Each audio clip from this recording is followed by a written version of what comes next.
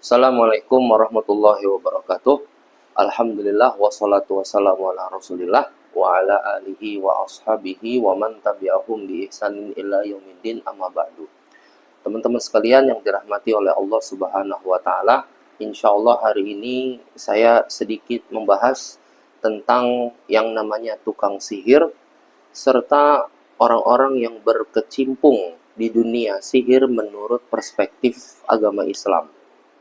Saya akan bawakan penjelasannya dari buku Kitab Tauhid yang disyarah oleh Dr. Mansur bin Mahmud bin Abdullah As-Saq'ub dengan judul Bughyatul Mustafid fi Syarhi Kitab Tauhid.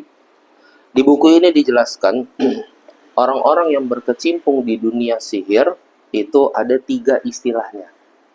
Yang pertama al-kahin, kemudian yang kedua adalah al-a'raf, kemudian yang ketiga adalah al-munajjim.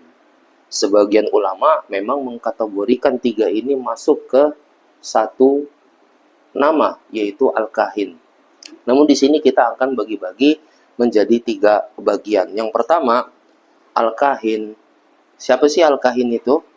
Dijelaskan dalam buku ini, huwallazi yukhbiru anil mughayyabat fil mustaqbal, yaitu orang-orang yang mengetahui perkara-perkara gaib di masa depan. Orang-orang yang mengaku dirinya itu mengetahui hal-hal yang akan terjadi nanti di masa depan. Seperti apa sih kategori al-kahin itu? Masuk di situ paranormal, ya. Kemudian semua jenis dukun, ya, kecuali dukun beranak, karena istilahnya beda ya, gitu ya. Semua dukun, semua tipe dukun di situ masuk al-kahin. Kemudian peramal, ya, zodiak, ya, termasuk juga kategori sihir dalam kacamata agama adalah pesulap. Pesulap yang meminta bantuan kepada hal-hal gaib, kepada syaitan, ataupun yang memakai trik-trik khusus yang pada intinya menipu mata manusia. Dalam kacamata agama termasuk kahin, dan kahin termasuk kategori sihir. Kemudian yang kedua, ada yang disebut dengan al-arraf. Apa itu al-arraf? Dijelaskan al-arraf itu, ya, adalah allazi yadda'i ma'rifatal umur, ya, bimuqaddimatin yustadallu biha anil masruq wa makanid dhallah wa nahwi zalik. Intinya apa? Al-arraf itu adalah orang-orang yang merasa mampu mengetahui barang-barang yang hilang atau hal-hal yang kasat mata. Seperti apa itu al-arraf? Ya, salah satunya adalah penerawang, ya, orang-orang yang pintar supranatural, ya. Dia bisa mengetahui minyak bumi di mana, dia bisa mengetahui di sini motor hilang tuh di mana dalam sekejap, dan seterusnya. Semua ini dalam perspektif agama Islam disebut al-arraf, ya.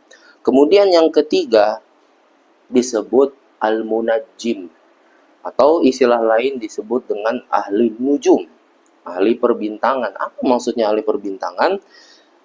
Orang-orang yang mengetahui segala hal yang terjadi di muka bumi dengan menggunakan arah-arah bintang di langit.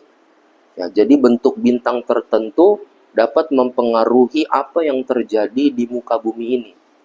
Misalkan teman-teman, bintangnya bentuknya segitiga. Oh, berarti nanti ada banjir bandang. Contohnya lagi, misalkan bintangnya berbentuk spiral, misalkan. Oh, nanti akan terjadi gempa bumi, ya, atau terjadi lempengan berpisah dan seterusnya. Itu disebut dengan al-munajjim atau ahli nujum. Sebagian ulama menyatakan ahli nujum atau al-munajjim ini termasuk kategori al-kahin, dukun.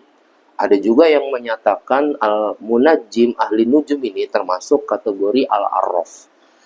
Intinya teman-teman sekalian, 3 ini yang tadi kita jelaskan, al-kahin, al-arraf, al-munajjim, itu semua masuk kategori sahir.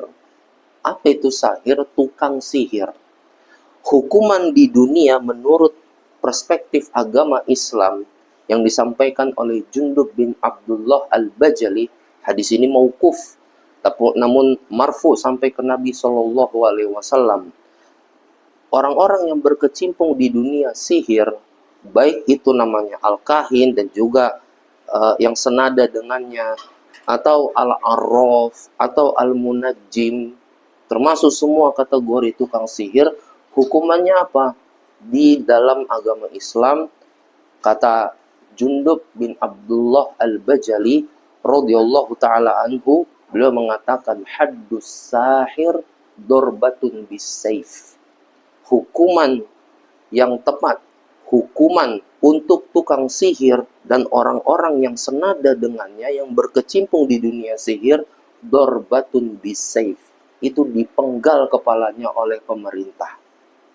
Alhamdulillah di Indonesia nggak dihukum seberat itu ya, gitu ya. Coba kalau dipraktekin, kayaknya nggak ada sih ya orang-orang yang mengaku seperti itu di muka bumi ini, dan bumi ini insya Allah pasti aman. Assalamualaikum warahmatullahi wabarakatuh.